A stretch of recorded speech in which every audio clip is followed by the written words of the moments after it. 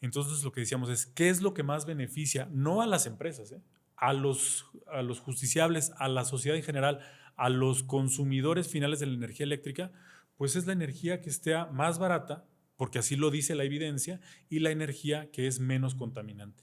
Y fue lo que hicimos. No gustó porque lo que se buscaba es, desde un punto de vista ideológico, priorizar a las empresas estatales con este concepto de soberanía nacional, donde como hay necesidad de tener empresas estatales y defender la soberanía energética del país, entonces vamos a poner primero estas. Oye, pero es que son más caras, no importa. De aquí a que resolvamos este asunto van a pasar 6 meses. Mientras pasen esos 6 meses, yo no le voy a poder, no se le van a poder suministrar estos medicamentos que le recetó su médico tratante, y el dolor que le produzcan durante los 6 meses, ¿quién se lo va a reparar? Claro. Comunidad de Derecho a Opinar, bienvenidos, ¿cómo están? Estamos muy emocionados aquí de tener a toda una estrella jurídica. Estoy muy contento porque cumplimos un añito con el programa. Quiero agradecerle a Abraham y a Rubén y al buen Iván por hacer esto posible.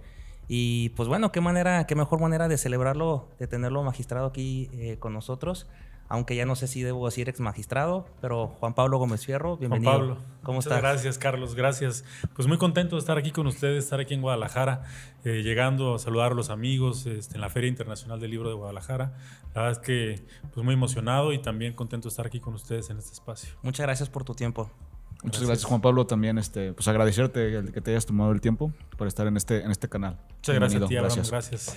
Agradeciendo, igual que mis compañeros, su valiosa presencia y una referencia para todos los funcionarios a nivel federal, la destacada actividad que usted tuvo durante toda su actividad jurisdiccional. Felicidades. Muchas gracias, Rubén. Muy agradecido de estar aquí con ustedes. Pues bueno, comenzamos. Muchachos, antes de comenzar, por favor, les quiero pedir que le den un buen like a este video y se suscriban y que nos sigan en nuestras redes sociales para que siga más contenido como este, por favor. Juan Pablo, tuve el gusto de conocerte en la Ciudad de México cuando pues estábamos con las protestas de la reforma al Poder Judicial, y la verdad, pues bueno, ya tenía cierta fama en la comunidad jurídica y no jurídica, y se hizo muy viral tu renuncia. Ahora pues ya no eres parte del Poder Judicial. Le dio la vuelta en redes sociales, sobre todo en la red de Twitter, X ahora. Pero ¿cómo fue para ti tomar esa decisión de dejar el Poder Judicial después de tantos años? Gracias por la pregunta, Carlos. Pues fue una decisión, pues de luego complicada, una decisión difícil en un contexto también muy complicado, no solamente personal, sino institucional, derivado de la reforma que se presentó, la iniciativa que se presentó el 5 de febrero. Pues recordarán que durante los siguientes meses pues estuvimos saliendo a las universidades, a los foros, a los medios de comunicación para alertar a la sociedad de los perjuicios que tiene una reforma de esta naturaleza, no solamente para nosotros como juzgadores, sino para ellos en lo general. Y bueno, pues en un acto de protesta y de congruencia personal decidí concluir mi encargo, pues precisamente por la posición que sostuve durante todos estos meses en torno a la reforma.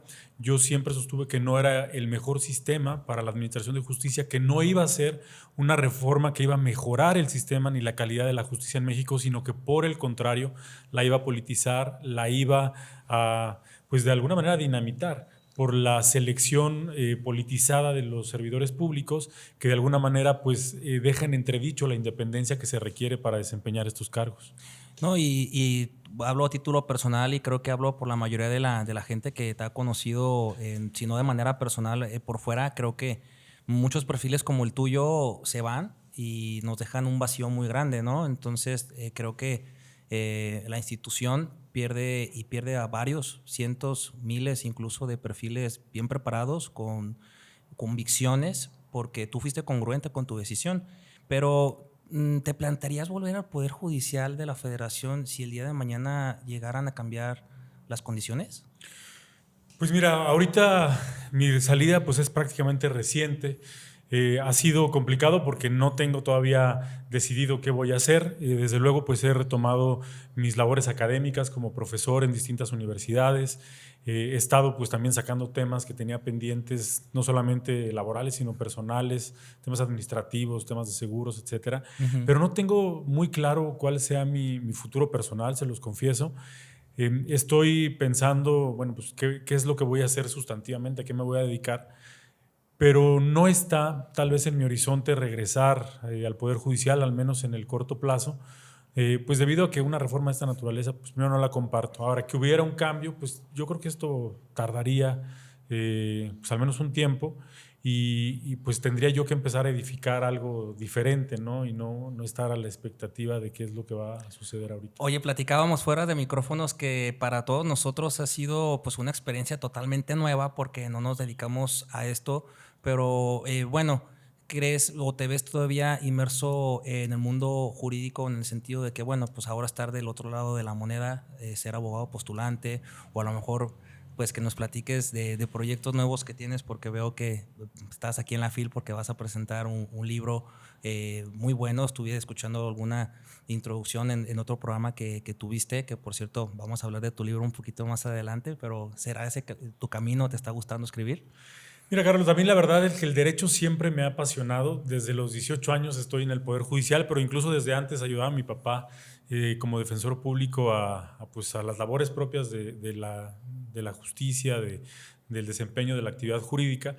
Y pues sí veo en el horizonte dedicarme a eso, ya sea desde la academia, desde como abogado postulante, y seguir escribiendo, que me gusta mucho, ¿no? Pero pues todavía no tengo, te digo, muy claro el panorama de en qué términos lo voy a hacer, pero el derecho para mí pues es prácticamente, pues ha sido mi vida, ¿no?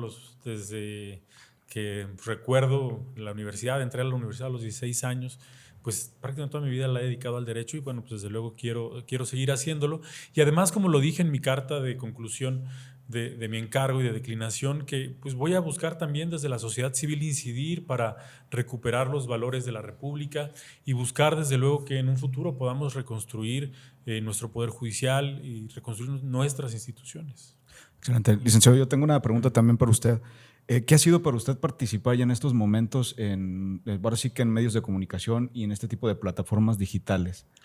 Pues mira, fue una experiencia, digamos, novedosa para mí este año y lo platicábamos fuera del aire que pues yo terminé haciendo cosas que jamás me imaginé que iba a hacer, como salir a los medios de comunicación. Yo incluso en los periodos más complicados de mi actividad como juzgador, nunca había salido a los medios de comunicación porque siempre confié en que los juzgadores hablábamos a través de nuestras sentencias. Correcto. Entonces, cuando ya vimos el tsunami que se venía en relación con la institución y que podía yo tener una voz para hablar por muchos de mis compañeros y compañeras y de los que pertenecíamos a la institución, de los efectos adversos que tenía la reforma, pues decidí que era el momento más adecuado para pues, salir a los medios, a este tipo de espacios y pues desde luego dar una visión de lo que yo veía desde un punto de vista técnico, que pues no era lo mejor para la institución. Pero no solamente eso, pues también nos estuvimos manifestando durante semanas, si no es que meses, en las calles, pues también en todas estas manifestaciones, las marchas, terminé en algún momento con un megáfono afuera de la Suprema Corte, pues, varias cosas que fueron pues prácticamente nuevas para mí en este periodo, pero que pues me dejan al menos la satisfacción de haber luchado por lo que creía firmemente, por mis convicciones y por un modelo de justicia que creo es el más adecuado para nuestro país. Perfecto. Y ahí le va también otra pregunta. Ahorita estamos ya con la cuestión de las listas. No sé si obviamente quiere responder, no sé si sea incómodo para usted. Igual usted sabe si responder o no, pero la cuestión de las listas ahorita de quienes se propusieron para ser jueces, magistrados y ministros. Quisiera saber su opinión respecto a los perfiles internos y externos para ocupar esos cargos. ¿Qué opinión le merecen a usted? Internos del Poder Judicial. Internos, ¿no? los pertenecientes al Poder Judicial, sí. Exactamente. A ver, yo cuando tomo la decisión de concluir mi encargo, lo hago con la convicción primero de decir, yo siempre sostuve que no es el mejor modelo, siempre dije que no participaría en esta elección, en una elección de esta naturaleza, y congruente precisamente con estas manifestaciones fue que tomé la decisión de concluir mi encargo, y además en un acto de protesta en relación con la reforma. Pero también he dicho que voy a respetar y respetaré mucho a quienes participen en esta elección.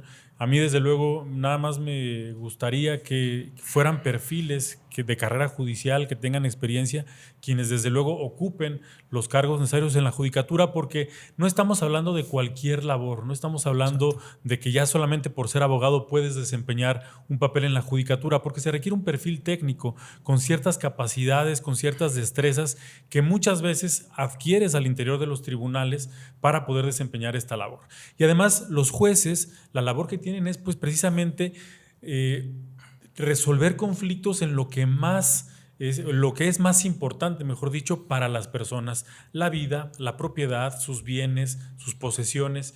Entonces, pues yo no le dejaría estos bienes tan preciados a cualquier persona, como cuando vas a un hospital, pues tú no quieres que te opere un médico general si tienes un tema quizá muy especializado del corazón o de la cabeza, etcétera, pues te gustaría que fuera alguien especializado, que ya tiene como conocimientos, que ha estado en los centros de salud y que conoce precisamente las especificidades de cada punto. Pues aquí también buscarías eso, ¿no? Entonces, pues yo esperaría y confiaría mucho en que fueran precisamente los de carrera judicial quienes eventualmente puedan ocupar estos cargos para pues amortiguar los efectos adversos de la reforma y que pues no se vea una disminución en la calidad de la justicia, principalmente para las personas. Yo hablando por una cuestión personal de congruencia, ahora que están lo de los listados o que obviamente había la posibilidad de poder participar en esta participación para llegar a ocupar estos cargos de jueces o magistrados, creo en lo personal que yo no tengo los elementos, ni la base, ni la capacidad para poder ocuparlo. Entonces, de repente a mí me genera un poco de conflicto ver que muchas personas o compañeros que son parte del Poder Judicial Federal, ver que están participando, están tratando de intentar llegar a esos cargos, siendo, a lo mejor, no quiero denostar, pero hay veces que conozco personas que están inscritas y muchas veces no saben ni hacer una sentencia. Entonces, a mí en lo personal eso sí me genera un poco de conflicto, pues. Para mí, por eso creo que es el nivel de justicia en México, claro que va a disminuir. O sea, se están yendo las personas capaces y las personas valiosas como ustedes. Ese es mi punto de vista. Sí, yo lo que creo es que sí es importante la carrera judicial, siempre lo dije y lo sigo sosteniendo, porque la labor del juez es una labor sumamente complicada, que no solamente tiene que ver con el dictar sentencias, que de por sí es un tema complicado, porque es muy técnico, porque es primero identificar los problemas jurídicos, resolverlos, conocer la jurisprudencia, etcétera, pero también como juez tienes una parte administrativa, que eres pues director de recursos humanos de una empresa de 40 personas, sí, claro, promedio, y que al mismo tiempo pues también tienes que llevar a cabo otras tareas administrativas, como es, por ejemplo, los temas del archivo, los temas de estadística, los temas de las visitas, para lo cual, si tú eres la cabeza del juzgado, pues tienes que de alguna manera saber cómo funcionan todas esas etapas, ¿no? Sí. En mi caso, por ejemplo, que empecé desde los 18 años en los juzgados, pues me tocó desde armar los legajos del archivo, ir a las depuraciones directamente y levantar las actas en los centros de destrucción de papel, por ejemplo, o llevar a cabo visitas específicas,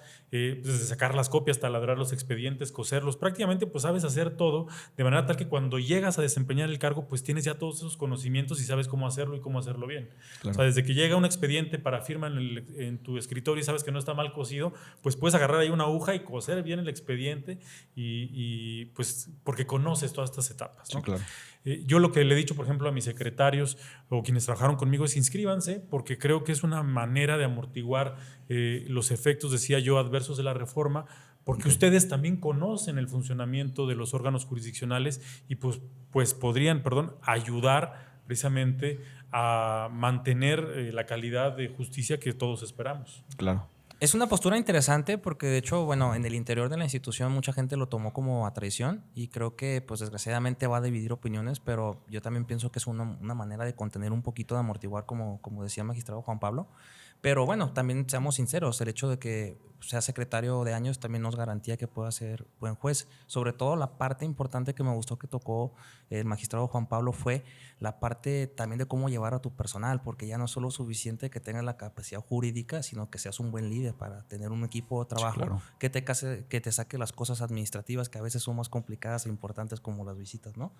Y bueno, Juan Pablo, pues la carnita de programa, vas a presentar un libro y pues me gustaría que nos platicaras un poco de tu libro, dónde lo podemos encontrar, cuánto tiempo te tomó llevar a hacer el libro y pues cuánta vocación también se necesita, ¿no? Como lo comentabas al inicio del programa.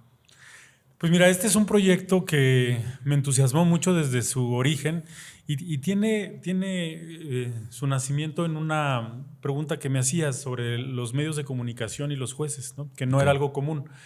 Hay una revista, Abogacía, que en el año 2021 sacó un artículo de 20 abogados o los 25 abogados que habían tenido más relevancia, me parece, en ese año. Entonces, bueno, yo agradecí mucho la publicación a los editores de la revista y ellos me propusieron participar en una entrevista. Acaban de pasar todos los asuntos de la ley de la industria eléctrica, del Padrón Nacional de Usuarios de Telefonía, de la ley de hidrocarburos, y me pidieron hacer una entrevista para la revista. Y yo les decía que pues, no consideraba que era lo más adecuado porque los jueces hablamos a través de nuestras sentencias. Pero lo que les dije es, bueno, si ustedes están de acuerdo, y yo siendo un perfil técnico, lo que puedo hacer es pues, colaborar con algún artículo académico. Y ellos estuvieron de acuerdo. Y a mí las medidas cautelares, el juicio de amparo particularmente, todos los temas de suspensión, siempre me han gustado mucho desde que estaba en la licenciatura. Entonces lo que hice fue proponerles escribir el artículo y mi primer artículo fue sobre suspensión. Y a partir de ahí hicimos una muy buena mancuerna con la revista y me abrieron un espacio mensual para escribir sobre el tema que yo eligiera. Y lo que hice fue escribir un artículo cada mes sobre distintos temas de suspensión, de medidas cautelares, hasta que pues, empecé en el año 2023 y al término de ese ya llevábamos 12 capítulos. Okay. Entonces, lo que quise hacer después fue recopilar todos estos artículos, actualizarlos conforme a la jurisprudencia y legislación vigente y complementarlos primero con un capítulo introductorio, más adelante con algún tema de suspensión en materia penal que no había abordado, algunos aspectos novedosos también de la suspensión que no había dicho en los artículos previos, algún artículo también nuevo sobre la jurisprudencia de la Corte, de la segunda sala en relación con los efectos restitutorios. Entonces ya los compacté todos. Y en Semana Santa de este año, que pues tuve ahí un espacio libre, después de meses de mucho trabajo, venía yo terminando mi concurso para ser magistrado, tomar protesta el primer mes, una etapa muy complicada en mi vida de pues este cambio, ¿no? de ser juez a ser magistrado, empezar una nueva función y tal. Entonces, en este espacio que tuve en Semana Santa, me fui a San Luis Potosí, en casa de mi mamá, y pues justamente ahí me puse a compilar todo, a reestructurarlo, y le di forma a este proyecto en forma de libro. Y bueno, un buen amigo abogado, Luis Manuel Pérez de Hacha, me hizo el honor de hacer el prólogo y pues lo mandé a la editorial. Yo ya había publicado con esta editorial un libro en el año 2023 y bueno, pues incluso salió ya hace un par de meses, pero como estábamos justo en medio de la reforma, pues se me hizo poco prudente y poco sensible pues darle difusión, y es justamente ahora en este contexto de la Feria Internacional del Libro de Guadalajara que bueno, pues lo traemos para presentarlo por primera ocasión. Y te deseamos mucho éxito. Muchas gracias. Magistrado, pues tocando los temas que usted aborda en su libro y ante la exposición mediática que hizo el Ejecutivo anterior, Andrés Manuel López Obrador, y ahora con la nueva titular del Ejecutivo, respecto a las suspensiones que usted tuvo a bien dictar como medidas cautelares, pudiéramos señalarles, ¿nos puede explicar en qué consistieron esas medidas cautelares que a usted, por las cuestiones mediáticas, lo hicieron tan viral, como fue lo de la ley de hidrocarburos, la ley de hidrocarburos, la industria eléctrica y demás, que todos esos temas fueron tan mediáticos que llevó a una exposición, pues no sé, yo creo que casi inesperada y casi como linchamiento, porque sí, pues fue en contra de un capricho pues del Ejecutivo, que usted, atendiendo a las medidas cautelares, a las suspensiones en el juicio de amparo, pues consideró que era ilegal. Entonces, ¿nos pudiera explicar para el grueso de la población que no son abogados, en qué benefició al grueso de la población? Sí, mira, ¿qué son las medidas cautelares en el amparo? Son, valga la redundancia, medidas que adoptamos para preservar derechos mientras vamos a resolver el fondo de la controversia. Cualquier ciudadano que considera que se ha violado un derecho en su perjuicio va con un juez y le dice: oye, juez, se están violando estos derechos. El juez recibe la demanda, pero entre que recibe la demanda y va a dictar sentencia pueden pasar 6 meses o a veces puede pasar un año, ¿no? ¿Qué sucede en todo este tiempo que presentaste tu demanda y se va a dictar la sentencia? Pues en muchos casos, si no haces nada, pues esta afectación que el ciudadano considera se le ocasiona con un acto de autoridad, pues se va a seguir llevando a cabo en todo ese año. Entonces, lo que pasa mucho es que piden medidas cautelares. ¿Para qué? Para que en el tiempo entre que tú presentas la demanda y el juez va a dictar sentencia, se adopten algunas medidas, repito la expresión, para preservar esos derechos. Originalmente, las medidas que se podían adoptar en el juicio de amparo eran medidas de paralización, eran suspensivas, ¿no? Como este juego de los encantados, decía el ministro Góngora, donde llegas y dices, encantado, entonces ya no te puedes mover. Eso pasaba, que las autoridades, una vez que el juez decía encantado y de alguna manera vamos a revisar esto, pues durante todo ese tiempo que el juez iba a tardar en dictar la sentencia, la autoridad ya no podía ejecutar ese acto, ¿no? Hay un cambio sustancial con la ley de 2013 donde ya no solamente puedes paralizar, sino puedes restablecer el goce del derecho que la persona considera afectada durante también todo ese tiempo que se va a tardar el juez en dictar la sentencia. Estas son las medidas cautelares en el juicio de amparo. En este libro justamente lo que hago es explicar cuál es la relevancia que tienen, porque en muchos casos, si tú llegas y presentas tu demanda porque consideras que hay una autoridad que viola un derecho y no se paraliza ese acto o no se restablece ese derecho, pues en todo ese año ese acto va a seguir perjudicándote, ¿no? Entonces, esto es muy importante para los ciudadanos porque es una manera que tienen de proteger sus derechos en lo que un juez va a resolver una controversia. En muchos casos de no existir una medida cautelar, a veces la sentencia ya que se dicte no te va a servir. Justicia que llega tarde no es justicia y sin una medida cautelar en muchas ocasiones se va a haber ejecutado el acto reclamado o va a haber causado una afectación tan relevante que ya no va a haber manera de repararla con una sentencia, aun cuando tuvieras razón, ¿no? Entonces, es lo que tratamos de explicar aquí. ¿Qué sucede en los últimos años? Me tocó conocer de estos 3 temas que acabas de abordar, Rubén, que es Ley de la Industria Eléctrica en marzo de 2021, abril de 2021 el Padrón Nacional de Usuarios de Telefonía Móvil en la Ley de Telecomunicaciones y en mayo de 2021, seguiditas una tras de otra, la Ley de Hidrocarburos. Tratándose de la Ley de la Industria Eléctrica y la Ley de Hidrocarburos, lo que se buscaba en las reformas legales de ese momento era beneficiar a las empresas estatales. Pero lo que sucedía es que desde 2013 se había propuesto y dispuesto un modelo en la Constitución donde las empresas estatales compitieran con el sector privado para que quienes ofrecieran un mejor producto y con un precio más económico fueran los que vendieran este producto, que en este caso es la energía eléctrica y los hidrocarburos. Tratándose de la energía eléctrica, por ejemplo, se abre al sector privado, vienen empresas a invertir a México con pues, nueva tecnología, particularmente para temas de energía renovable, que es la que no contamina, y entonces estas empresas llegan a generar 1 megawatt, que es lo que genera la energía eléctrica, 5 veces más barato que la que generaba la Comisión Federal de Electricidad. Y pues no contaminante porque pues se producía a través de la naturaleza, ya sea la fuerza del viento o la luz solar.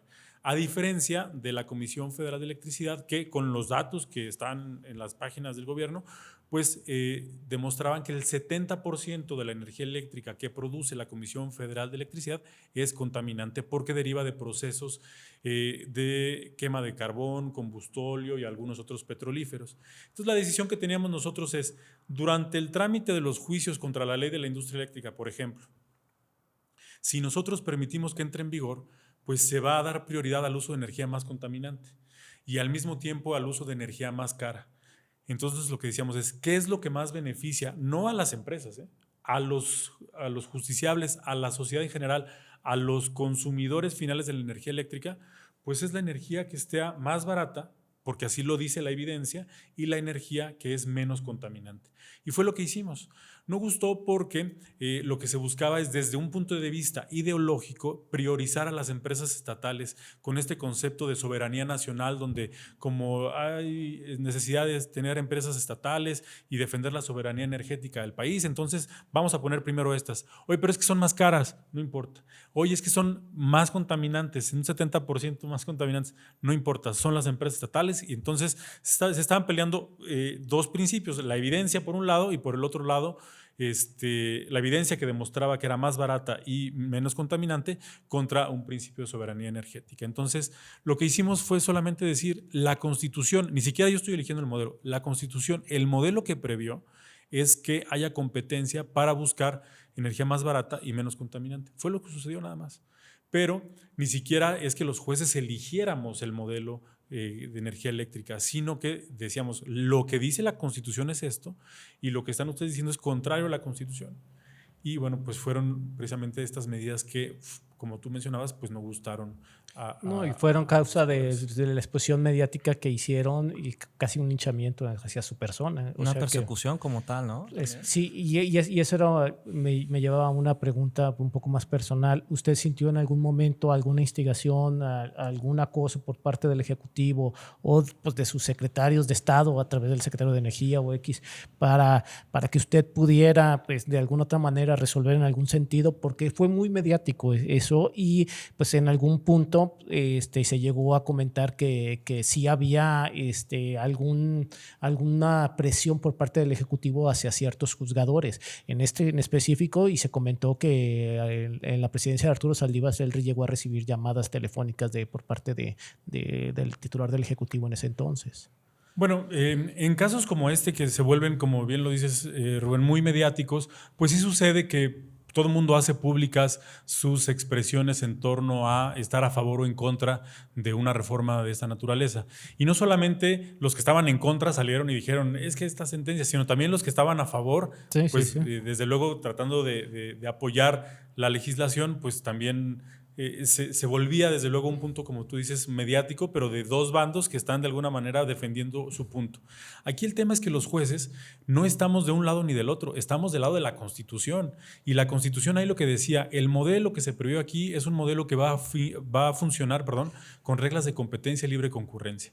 Entonces, yo no le estoy dando la razón a uno o a otro, lo que estoy diciendo es el texto constitucional dice eso. Que si hay presión, sí hay una presión porque pues todos los ojos del país están dispuestos a ver qué es lo que vamos a hacer y cómo vamos a resolver. A mí la verdad es que desde la templanza que debe caracterizar la labor judicial, pues yo sabía que pues, era parte de tener un asunto de esta naturaleza. Quizá el único tema que pudo haber incidido en mi caso, y lo he dicho también públicamente, es cuando la Unidad de Inteligencia Financiera inicia una investigación en mi contra y de mi familia por las decisiones que yo estaba adoptando, ¿no? Ahí sí creo que pues, de alguna manera es una parte en cruzar la línea, porque entonces ya estás utilizando una institución del Estado para perseguir a un juez porque no te gustan sus decisiones. No, incluso esto que acaba de comentar fue también publicado por diversos medios de comunicación, que usted estaba siendo hostigado por parte del Ejecutivo con investigaciones, con de alguna otra manera que buscaban pues permear el ámbito jurisdiccional de todos los jueces, que lo ponían a usted como ejemplo de que esa investigación que hicieron a través de la unidad financiera pudiera aplicar a cualquier otro juez que tuviera la valentía, pues no la valentía, sino el ejercicio de su independencia judicial, o sea, que estaba siendo permeada de forma directa o indirecta por el titular del Ejecutivo cuando alguna medida cautelar se pudiera dar o cuando se resolviera de fondo algún asunto que no fuera en línea con los ideales del Ejecutivo, pues tendría consecuencias como usted las vivió en carne propia. Sí, bueno, así fue como yo me enteré. Me enteré por una periodista que escribió una columna en Reforma en mayo de 2021, Penilei Ramírez, donde la columna se llamaba El juez incómodo y la UIF. Y así fue que yo me enteré que había una investigación en mi contra. Pero pues también creo que de lo malo lo bueno, porque pues precisamente de esa investigación se presentaron diversas denuncias y resultó que no había nada irregular. Entonces eso demuestra que nosotros estábamos, cumpliendo con nuestro trabajo y que a pesar de que investigaciones como esta pretendían pues frenar las decisiones que estábamos adoptando, que respetaban la norma constitucional, pues nosotros cumplimos con nuestro trabajo en los términos que pues habíamos protestado en nuestro cargo, ¿no? En el sentido de guardar y hacer guardar la Constitución. Precisamente yo creo que eso le faltó difusión. Yo creo que una irresponsabilidad de los medios de comunicación de haber hecho patente eso, que el resultado de esa investigación no obtuvo los resultados que pretendía o que invocaba el titular del Ejecutivo, tachando de corrupto prácticamente a la totalidad del Poder Judicial de la Federación y que pruebas. fue constante y mediáticamente porque no tenía el mismo alcance y la difusión que tienen en las mañaneras a cualquiera, como el esfuerzo que están haciendo ahorita actualmente magistrados en las conferencias matutinas. O sea, desgraciadamente yo sí veo como litigante pues que de alguna otra manera sí permeó en la opinión pública ese tipo de incidencias por parte del Ejecutivo que llevaron a una aprobación social respecto a una reforma judicial que lo que buscaba no es el Estado de Derecho, sino una medida popular que haga sentir supuestamente a la sociedad parte del sistema judicial, lo cual es una falta de instrucción respecto a qué es el sistema judicial, qué es el sistema político, queriendo pues de una manera dolosa y hacer partícipe a la sociedad de un proceso en el Poder Judicial cuando el sistema republicano no lo prevé de esa manera. O sea, no son cargos que sean sujetos a una elección popular como si es el legislativo, como si es el ejecutivo. Un ejemplo claro, o sea, el titular del ejecutivo pues no somete a una elección a sus secretarios de Estado, ¿verdad? O sea, y desgraciadamente al tener ese canal de difusión de las mañaneras, el titular del Ejecutivo pues sí contrapone a la exposición que hizo respecto a, si bien es cierto, algunos problemas que pudiera haber tenido el Poder Judicial, pero no buscaron pues ese razonamiento o esa conciencia social para que no pudiera afectar ya a personas en específico como a usted. Y yo lo veo así. Y por eso queríamos su opinión respecto a cómo vivió esa presión mediática. Sí, bueno, se construyó una narrativa durante los últimos años en torno a que los jueces somos prácticamente los responsables de la falta en el desarrollo nacional, etcétera. Pero es una narrativa que está construida a partir de premisas falsas, porque, por ejemplo, en mi caso, si se dice es que el juez es corrupto, por ejemplo, ¿dónde están las pruebas? ¿Dónde están las pruebas que demuestran que hay un acto de corrupción? No las hay, no las hubo. Yo me fui y hay procesos donde están cerrados, hay un ejercicio de la acción penal, los procesos administrativos concluyeron que no había nada irregular, ni en mi actuación como juez, nada. Entonces, pues se ataca a los jueces, pero después cuando ya los investigas y ves que no hay nada, pues no dices eso. Entonces, eso de alguna manera pues contradice todo lo que se ha dicho. Y no solamente en mi caso, en el de muchos otros juzgadores que fueron falsamente acusados sin las pruebas necesarias para decir que estaban actuando mal. Y de alguna manera, por ejemplo, en el caso de la ley de la industria eléctrica, en 2013 hubo una reforma que cambia el modelo. Nosotros no lo cambiamos. En 2013 yo ni siquiera era juez. Se cambia este modelo y se dice, va a funcionar así, va a participar el sector privado, va a haber competencia en el sector, etc. Tan ellos estaban conscientes de que hubo un cambio de modelo que estuvieron en desacuerdo con la reforma, que presentaron amparos, una consulta popular, etcétera, en contra de la reforma eléctrica y pues la reforma pasó. Entonces, cuando llegan, lo que hacen es a través de acuerdos o decretos y después en la ley cambiar la reforma constitucional, pero no puedes porque la Constitución es la que establecía ese modelo. ¿Qué le toca al juez? Simplemente decir, esto que estás haciendo es contrario a la Constitución y tiene que respetarse. Esto se tiene que suspender y esto es inconstitucional. Pero entonces dicen, es que los jueces favorecen a las empresas. No, estamos respetando el contenido de la Constitución. Y bueno, pues a partir de esta narrativa que se construye, pues es que se justifica una reforma de esta naturaleza cuando los jueces, pues lo único que estaban haciendo es acudir al texto constitucional y decir, tienen que respetarse estas reglas porque son las reglas constitucionales. Y entonces se trata de decir, es que los jueces son opositores. No, los jueces son el contrapeso al poder que busca que se respeten las normas constitucionales. ¿Cómo vivimos esta parte? Como juez te decía, pues, a mí, por ejemplo, el que saliera a los medios de comunicación y eso, pues en realidad no era algo que me preocupara, es parte de la templanza que debe caracterizar nuestra labor.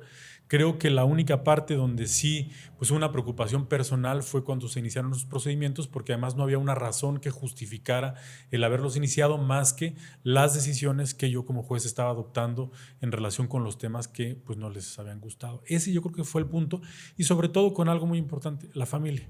Porque dijeras, bueno, pues es contra ti y ya sabrás tú cómo defenderte. Pero ya cuando meten a tu familia, pues es una manera, me parece poco ética de tratar de obstaculizar la labor de un juez.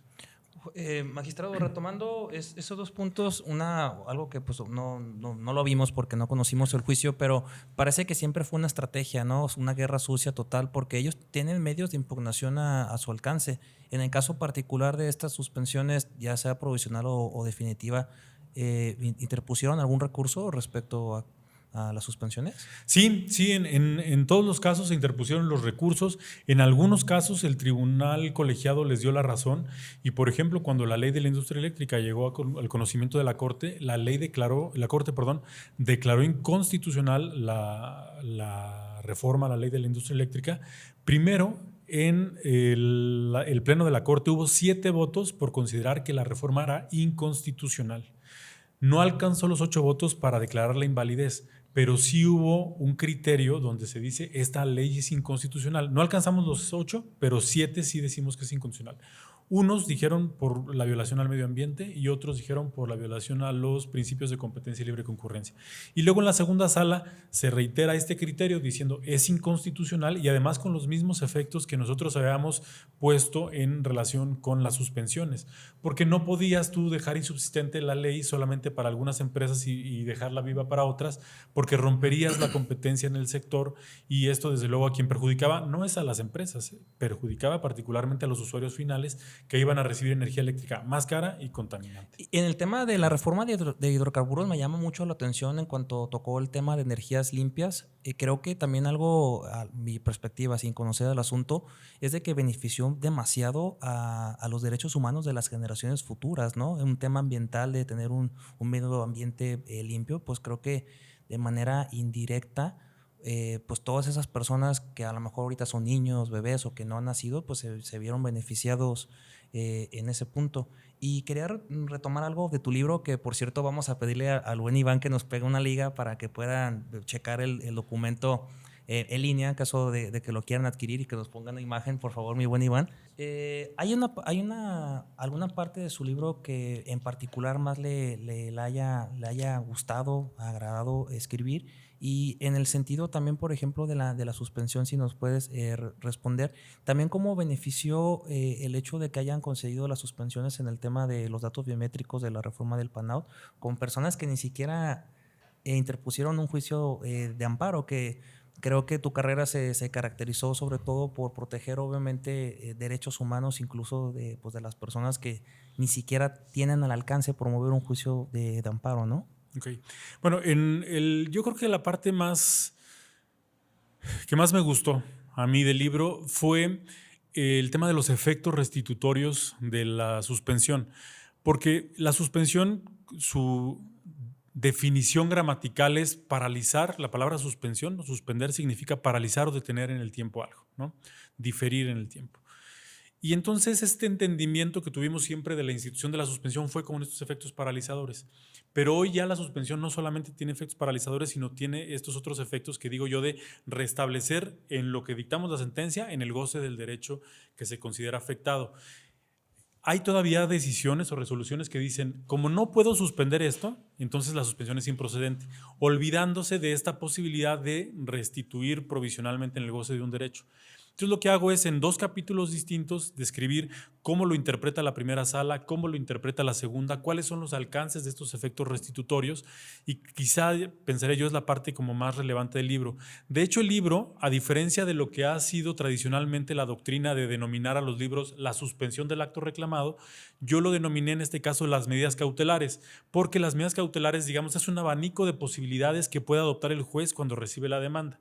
Dentro de ese abanico de posibilidades habrá medidas de suspensión, de paralización y otras de restitución. De modo que la suspensión es una especie dentro del género de medidas cautelares.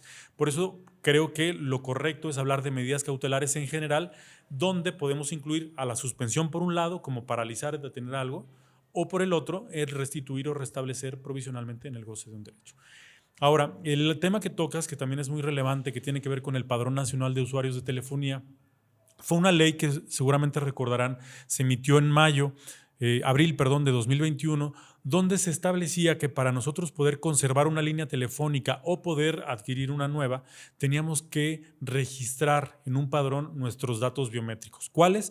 No se decía cuáles, pero podían ser pues cualquier dato biométrico, como podían ser las huellas digitales, el iris de los ojos, el reconocimiento facial, entre otros.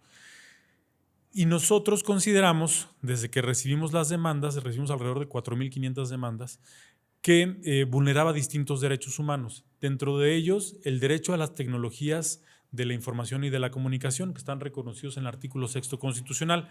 Todos tenemos derecho a poder acceder a la banda ancha, al internet, a estas tecnologías, para, pues, de alguna manera tener este acceso también a información, a recibir y difundir información, entre otras cosas, ¿no? Pero si lo condicionas a que pongamos nuestros datos biométricos, pues ya estás condicionando un derecho y en este caso consideramos de manera injustificada. El otro tenía que ver con la protección de los datos personales, como son estos datos biométricos, pero además también advertimos que había violación a principios, por ejemplo, como de presunción de inocencia.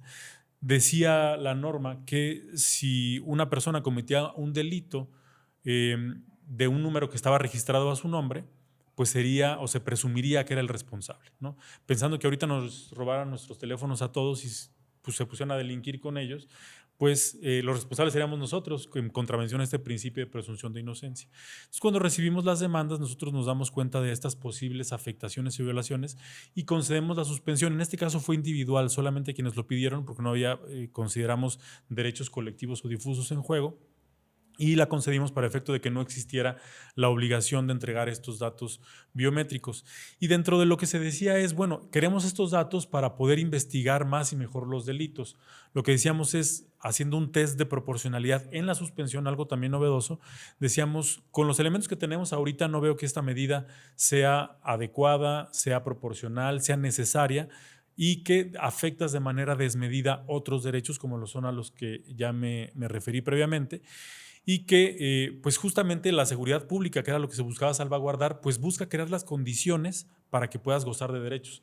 Y aquí te los quitan para dar seguridad pública. Entonces, de alguna manera se estaba contraponiendo la finalidad misma de la norma, ¿no? Entonces, al final la Corte declara inconstitucional también esta legislación y bueno, pues queda sin efectos esta obligación, ¿no? Y se vino el efecto en cascada, pues el beneficio para toda la población, como comentábamos al inicio. Ahora, magistrado, ¿cómo con las últimas reformas, en particular a la ley de amparo en materia de suspensión y la llamada supremacía constitucional, cómo colisiona con todo lo que usted estudió, lo que plasma en su libro, que insistimos que los invitamos a que lo compren? Porque bueno, platicando yo con otro magistrado, fue su opinión, él decía que si todavía hay jueces valientes, ellos podían inaplicar ese párrafo de la ley de amparo y hacer control de convencionalidad para inaplicarlo, y si ellos lo consideran prudente, un juez conceder una suspensión.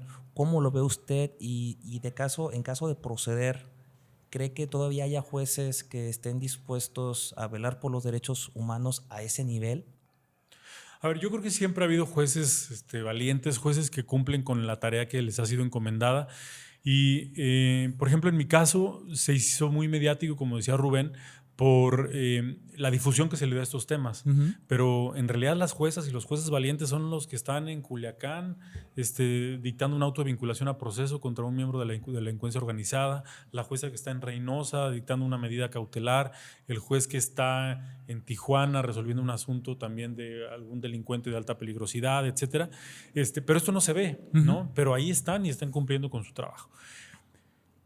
Particularmente, yo creo que hay jueces que pues, se juegan el pellejo en la actividad. En Colima. En Colima, recordemos, sí, nuestro compañero que fue asesinado, sí, en el cumplimiento también de su deber. Y bueno, pues como ese encontramos pues, algunos desafortunados casos en los que han sido atacados por cumplir con su función. Aquí hay un problema particular porque hubo primero una reforma legal que suprimía la obligación o la posibilidad, mejor dicho, de darle efectos generales a las medidas cautelares. Uh-huh. Pero ahora esta previsión ya se puso a nivel constitucional, al igual también que la reforma de supremacía constitucional. Entonces, esto cambia quizá un poco la situación porque si anteriormente estaba en la ley, pues todavía tenías como el parámetro la Constitución y puedes hacer este contraste. Estando en la Constitución, esto se dificulta más. Entonces, y además con esta reforma de supremacía constitucional se ve el escenario complicado. No me gustaría adelantar una conclusión, pero pues al menos ahorita el escenario, por lo menos, complicado es. ¿Cuál es el problema que veo? Yo veo la posibilidad de una afectación a dos cosas o dos principios constitucionales.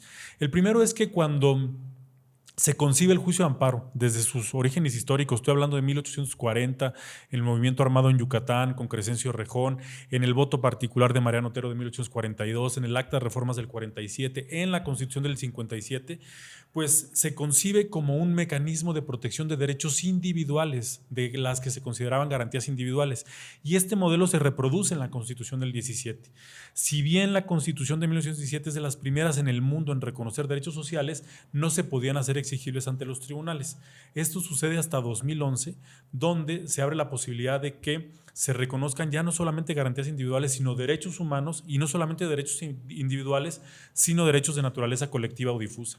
Y el amparo como un mecanismo para la protección de derechos tanto individuales como colectivos o difusos. Y esto pues naturalmente incide en medidas cautelares que pueden abarcar una protección más amplia a una esfera de personas que no solicitaron la protección constitucional, y que pues de alguna manera hizo que la Corte modulara el principio de relatividad de las sentencias y que permitiera que se quitaran estos candados para poder hacer efectivo el goce y disfrute de derechos de naturaleza colectiva o difusa. Cuando se ponen estas restricciones ahora, pues en realidad no quitas el interés legítimo como puerta de entrada, pero sí le pones una puerta de salida donde si una ley vulnera un derecho al medio ambiente, un derecho a la educación, un derecho a la salud en perjuicio de la población, pues no podrás proteger este derecho mientras se decide el juicio o en muchos casos en la sentencia que se dicte.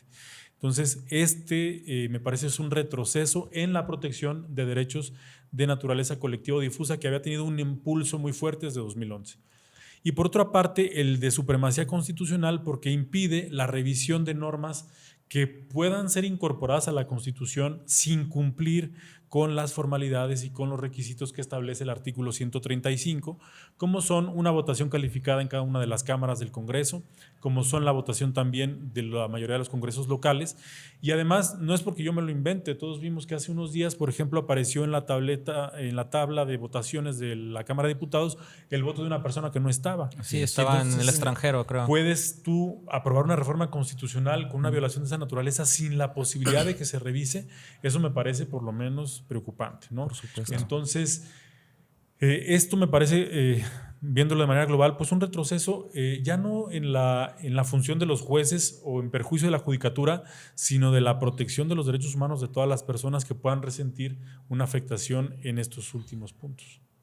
¿Tú, Luis? Perfecto. No, yo yendo un poco más también con la cuestión del libro, ahorita me surge no una duda, sino más bien si nos pudiera dar un ejemplo respecto a las medidas cautelares. ¿Por qué? Porque ahorita usted comentaba respecto a la suspensión. O sea, obviamente todos entendemos la suspensión, como usted lo decía, como encantado, se suspende el acto reclamado. A lo que voy es, en la práctica de repente solemos que llega un juicio de amparo, nos solicitan la suspensión y si el acto es negativo, por lo general lo primero que tenemos es a decir es que se debe de negar la suspensión porque es un acto negativo.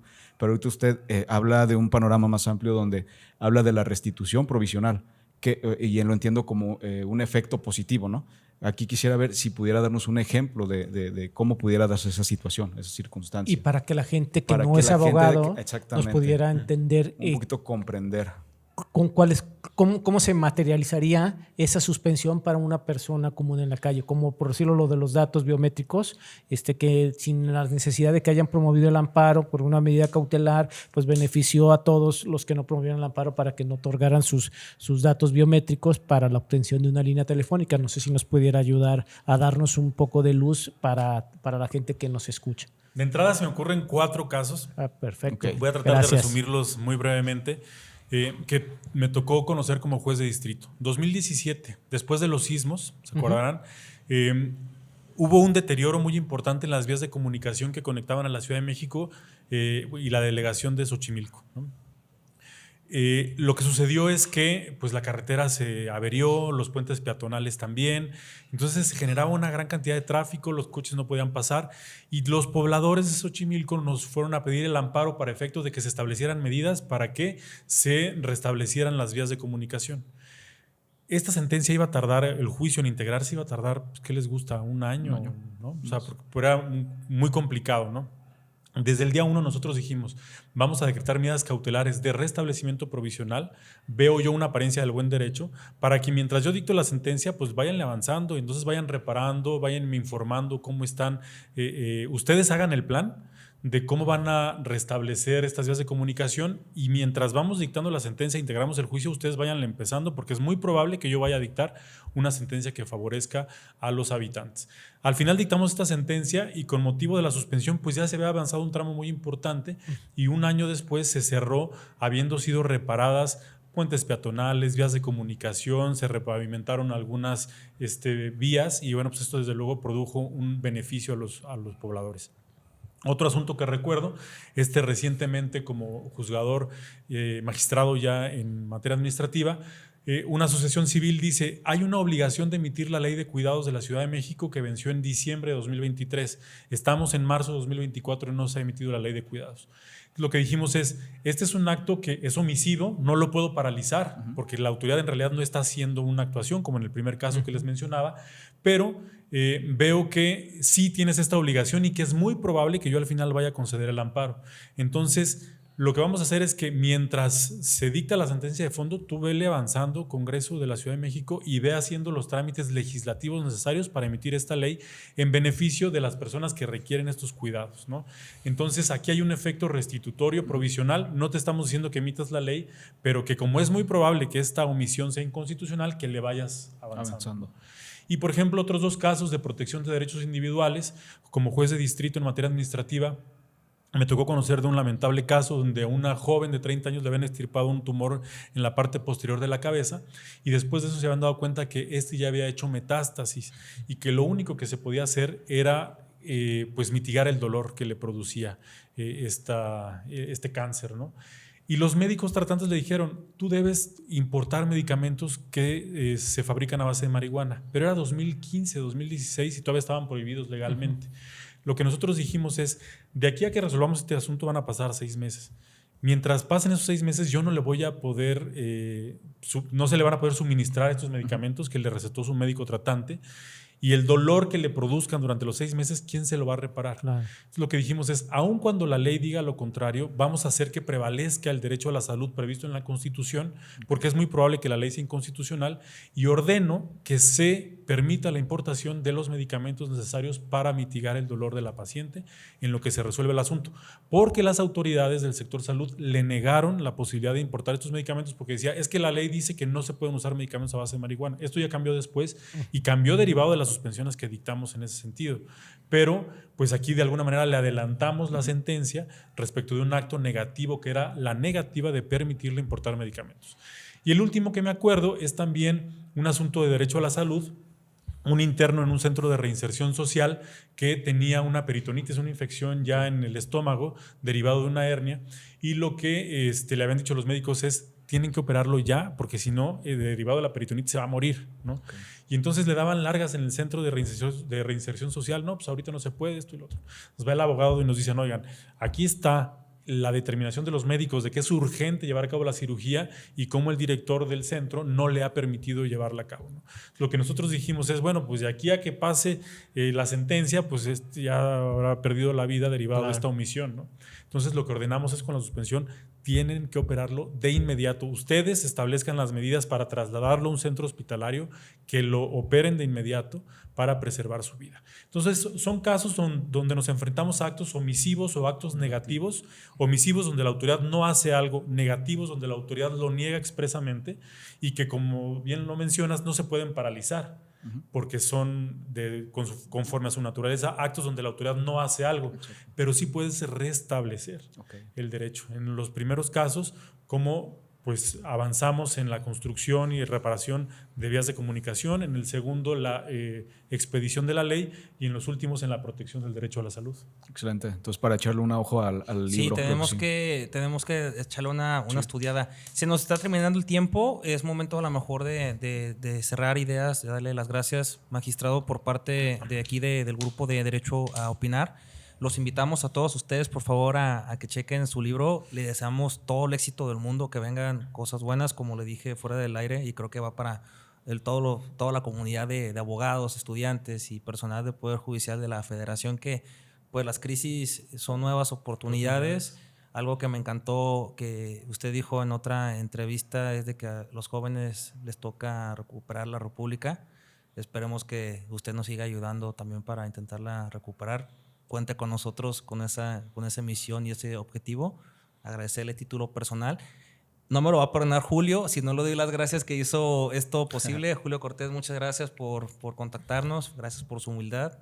Te dejo para que despidas también, y también a Rubén. No, yo nada más agradecerles de nueva cuenta su tiempo. La verdad es que es muy valioso tener una persona con su perfil aquí en este podcast. La misión obviamente de nosotros es tratar de informar y tratar de hacer visible lo que se hace en el Poder Judicial Federal. Entonces, de verdad, muchas gracias por estar aquí con nosotros. Gracias a ti, Abraham. Agradezco su valiosa participación y espero que más juzgadores y más integrantes del Poder Judicial tomen su ejemplo de valentía y de congruencia, porque de verdad se necesitan más perfiles como el de usted que representen al Poder Judicial. Porque si estamos viendo una debacle en el Poder Judicial, yo creo que personas como usted pueden hacer que puede existir todavía algo de esperanza en el Estado de Derecho, de lo que nos queda en esta república tan dolida y tan maltratada por el sistema político que actualmente nos gobierna. Gracias por su participación y esperemos que de otra trinchera, pues entre todos los que conformamos esta comunidad jurídica, pues hagamos un frente y hagamos defensa de los derechos humanos de todos los que poblamos este hermoso país. Gracias. Muchas gracias a ti, Rubén. Carlos, muchas gracias. También a Julio. Julio trabajó con nosotros en el juzgado por allá del año 2015, de aquí de Jalisco también. Entonces, bueno, pues yo muy contento de estar aquí en este espacio, felicitarlos por esta labor de difusión, que es ahorita muy importante, informar a la sociedad del trabajo que hace el Poder Judicial, que pues estén enterados de los derechos y las herramientas que tienen para hacerlos efectivos, y felicitarlos de verdad. Muchas gracias por recibirme aquí en Guadalajara, y pues estoy a sus órdenes, y como bien lo dice Rubén, pues seguiremos trabajando desde otra trinchera, pero bueno, pues para contribuir a un mejoramiento y perfeccionamiento de nuestro sistema de justicia. Muchas gracias. Solo una pregunta final. ¿Cómo lo encontramos en redes sociales para las personas que quieran seguirlo, escucharlo? Gracias. Bueno, pues estoy particularmente, pues sí, ahora sí que en Twitter, Facebook y Instagram. En todos me pueden encontrar como JP Gómez Fierro. Ese es como mi denominación en las 3 redes sociales.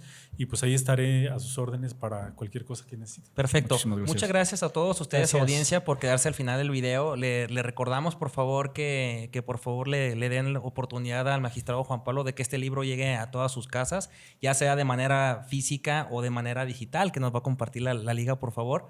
Y también, por favor, los invitamos a que nos sigan en nuestras redes sociales, en plataformas como YouTube y Spotify. Y pues bueno, muchas gracias por este año. Hasta la próxima. Gracias.